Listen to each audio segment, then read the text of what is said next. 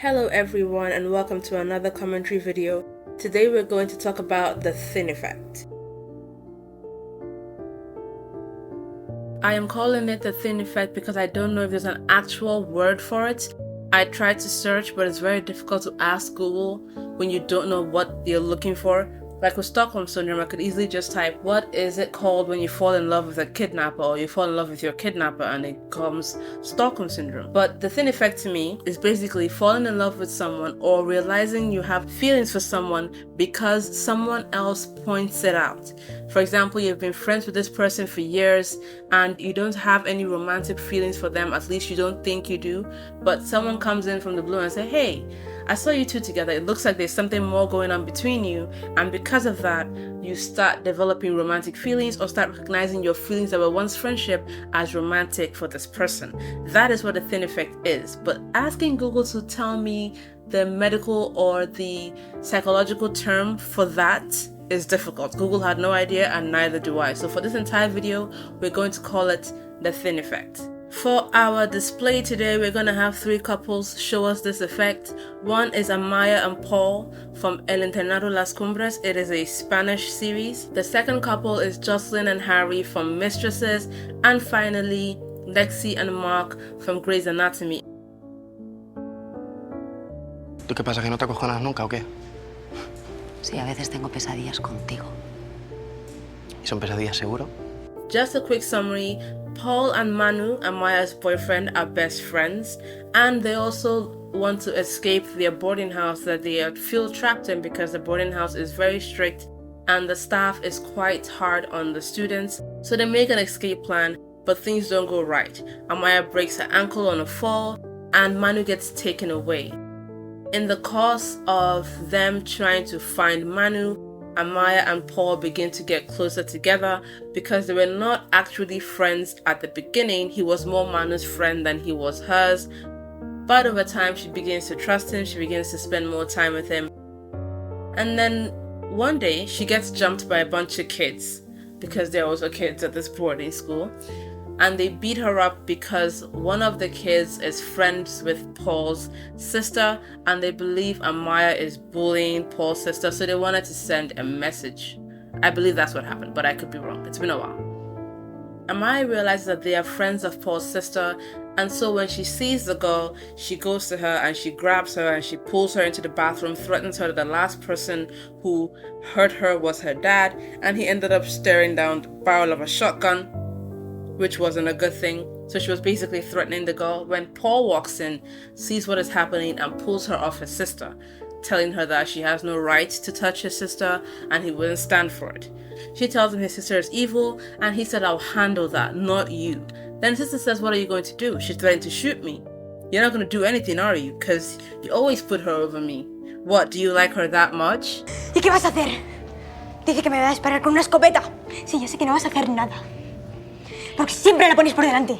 ¡Siempre! ¿Qué? ¿Tanto te gusta? And that is our thin effect going into effect because it's been said by someone else.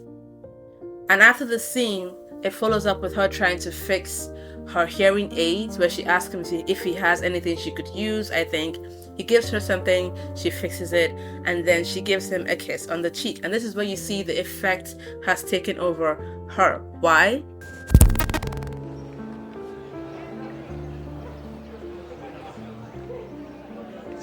Te oigo perfectamente. Idiota. For this whole time, Amaya and Paul have been growing closer and closer together. And there have been points where they were flirting with each other. There have been points where they were showing care for each other. But nothing was ever said. For Paul, I think he already liked Amaya, which is why they are the thin effect number one. The other two examples have both characters not having any prior feelings for each other until it was said. For Paul, I think he actually liked her and she was the one that wasn't totally invested. But after the sister says it, you see it come over her face.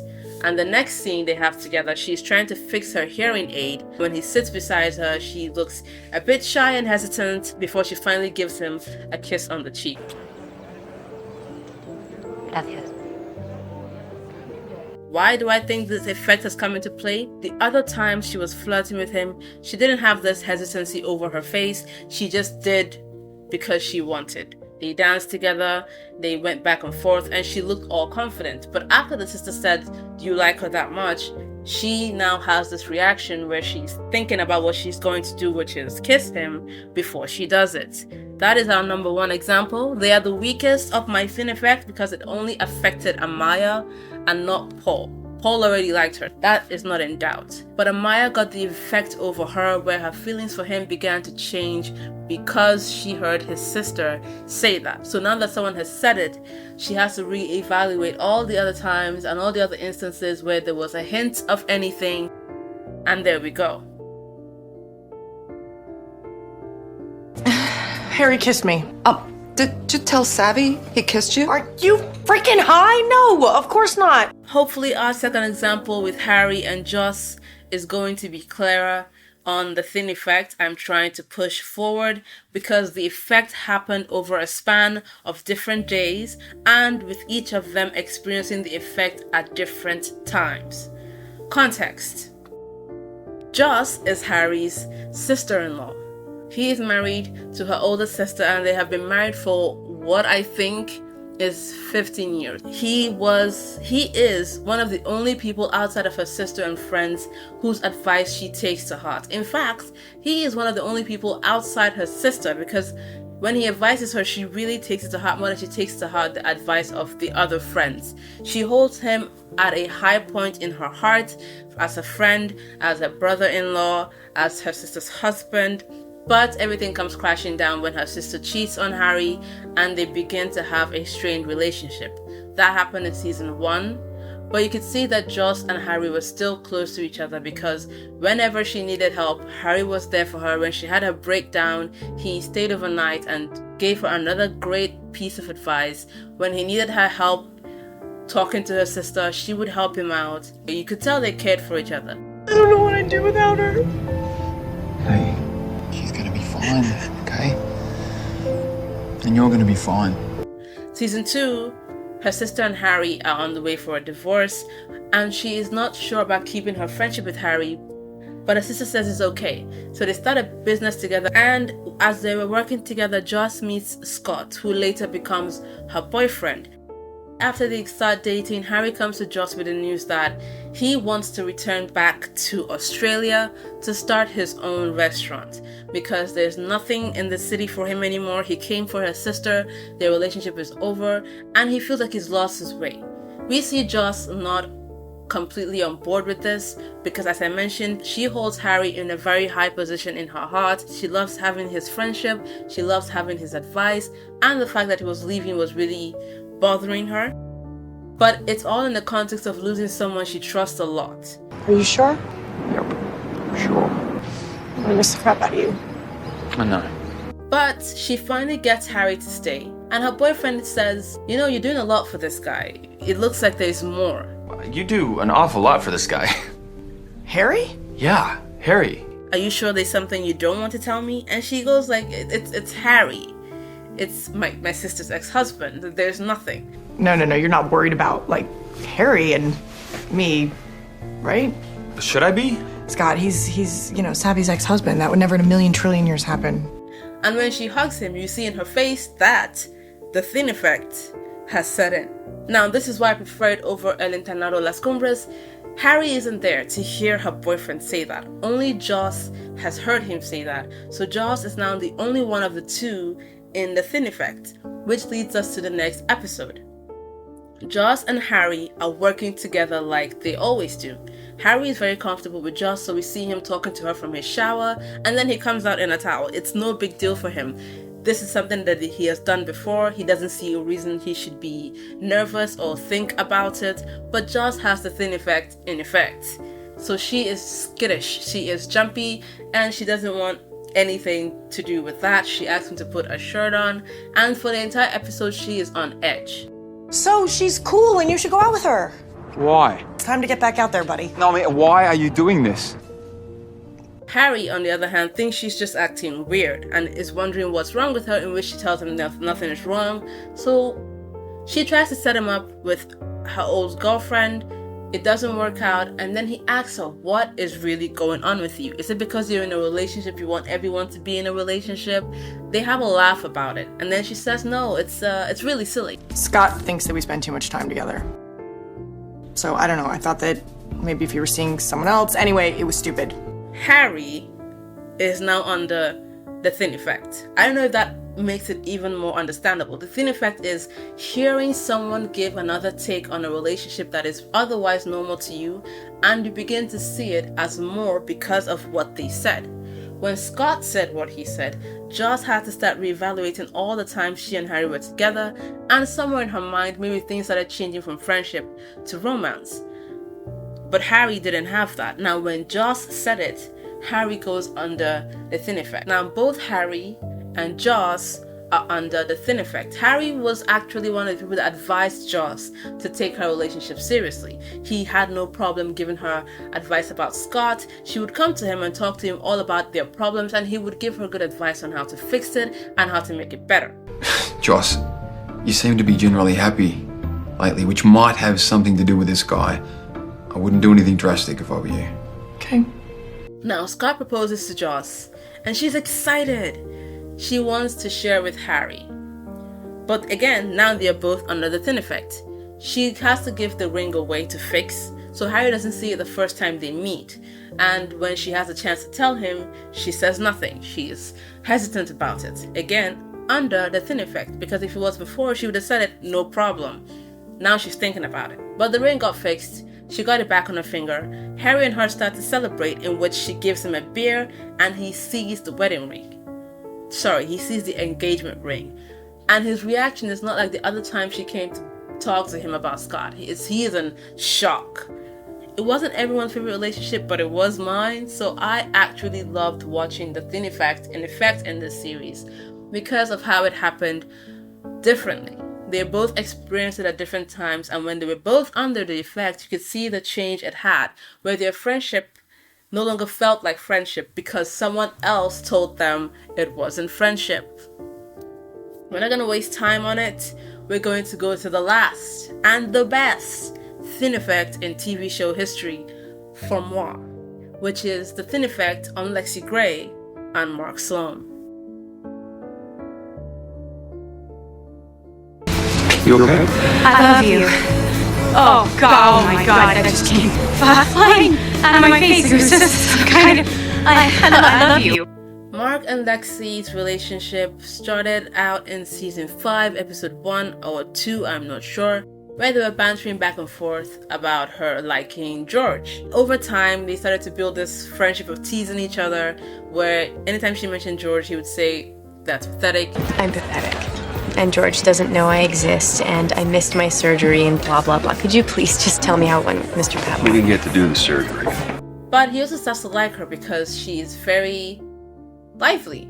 Everyone who knows Lexi Gray knows that she's lively, and also admire her because of her photographic memory and also her work drive.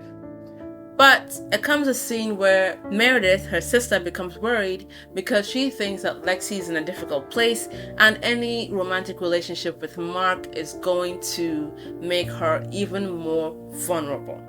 To stop this, she asks Derek to tell Mark to stay away from Lexi. Derek doesn't think there's anything going on, but after a scene where Mark is complimenting Lexi's stitches, Derek decides, okay, it's time for him to mention it. So he says to Mark, Meredith is worried about Lexi, and she doesn't want you having any romantic relationship with her sister.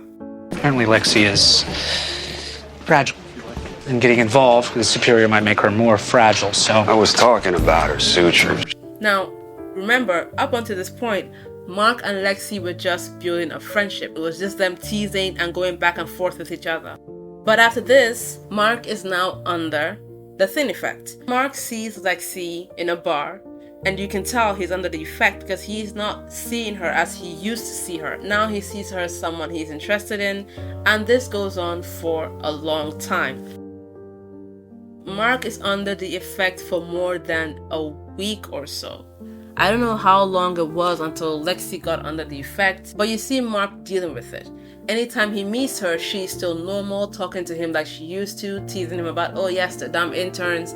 but he's staring at her, and he's no longer looking at her the way he used to, where he would give her banter back and they would joke about it. At some point, once Derek even caught them together, and he said, It's your fault, you know. I never thought about little Gray in that way until you told me not to. I can't help it. that's the perfect description for the thin effect. None of these people thought about the respective person that they're being accused of having a relationship with or told they're having romantic feelings for until the person said it. Until Derek said, don't go after her. Mark had no intention to go after her. And now he is heavily interested in her and he can't unplant the seed. He's watching her more now, he's liking her more now as romantic instead of friendship.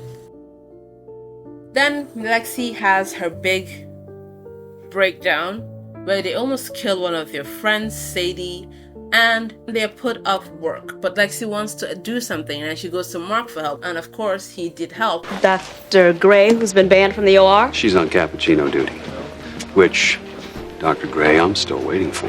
While she still sees him as this good friend that she can trust in or this good mentor, he sees her as someone he would like to date. And in the course of this, Sadie, the girl who almost died, is talking about how she doesn't regret what she did because it seems like all they care about with interns is to sleep with them. And Lexi defends Mark. I mean, the only time they ever bother with us is if they think they can get us in bed. That's not true. Dr. Sloan took the time to teach me today, and that was not about sex. To which Sadie replies, he likes you. Dr. Sloan? Oh, don't tell me you haven't noticed his eyes on your ass. You are delusional. And that is where our dear Lexi comes under the thin effect. Now she has heard from someone else, and she also now has an interest, to which we all know how that ended. You made her speak. Mrs. Patterson, she said hi, she spoke. You made her speak. This is my favorite because of how long it took the both of them to fall under the effect. Mark at the beginning is just someone who is always flirtatious, so it's easy to misunderstand his relationship with Little Gray, as they like to call her, but I genuinely believe he didn't have any single interest in her at all. Not once before Derek said anything did he even look at her romantic. I mean, okay, there was that scene in the bar where he asked her to recite the periodic table, but that wasn't him looking at her like he wanted to date her. He was just fascinated, I believe. He had no interest at all. Then Derek says it, and now Mark's outlook on their relationship changes, but Lexi doesn't know. And then Lexi hears it, and now she also has an outlook that has changed, and she goes to him, and they decide to build a relationship, which will go on to become one of the most tragic relationships in Grey's Anatomy history for me, but maybe video for another day. I love you. I am so in love with you.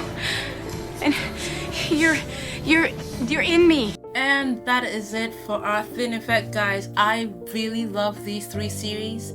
And also they're very entertaining in case any of you want to go watch it. I probably should have put a spoiler alert at the start, but here we are anyway. I don't know if I explained the Thin Effect to perfection, but if you understand it and have any other movies or TV shows where you've seen it come into effect, feel free to share and I will check them out and tell you what I think.